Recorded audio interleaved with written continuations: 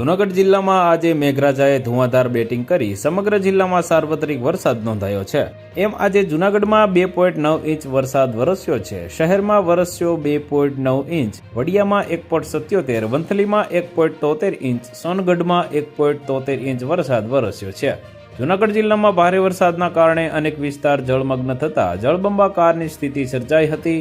કાળા ડિબાંગ વાદળો વચ્ચે વરસાદ વરસતા વિઝિબિલિટી પણ ડાઉન થઈ હતી, જેના કારણે વાહન ચાલકોને ભારે મુશ્કેલી પડી હતી. ભારે વરસાદના કારણે વાહન વ્યવહાર અવરોધાતા ટ્રાફિક જામના દ્રશ્યો પણ સર્જાયા હતા. ઝાંઝરડા રોડ પર ગરનાળામાં પાણી ભરાયું છે. ભવનાથ તરફ જતા રસ્તા પર પણ પાણી ભરાયા છે. જૂનાગઢના માળિયાહાટીનામાં અંડરબ્રિજ સ્વિમિંગ પુલ બની ગયો હોય તેવી સ્થિતિ સર્જાઈ છે. ધોધમાર વરસાદથી આખો અંડરબ્રિજ પાણીમાં ગરકાવ થયો છે. નોંધનીય છે કે 3.5 કરોડના ખર્ચે અંડરબ્રિજ પાણીમાં તૈયાર થયો હતો. આજના દિવસમાં જૂનાગઢમાં 1.77 ઇંચ વરસાદ વરસ્યો છે. તો વધુ માહિતી મેળવવા માટે ચેનલ સાથે જોડાયેલા રહો. વિડીયો પસંદ આવે તો લાઇક કરી દેજો. ચેનલમાં નવા છો તો સબસ્ક્રાઇબ કરી દેજો.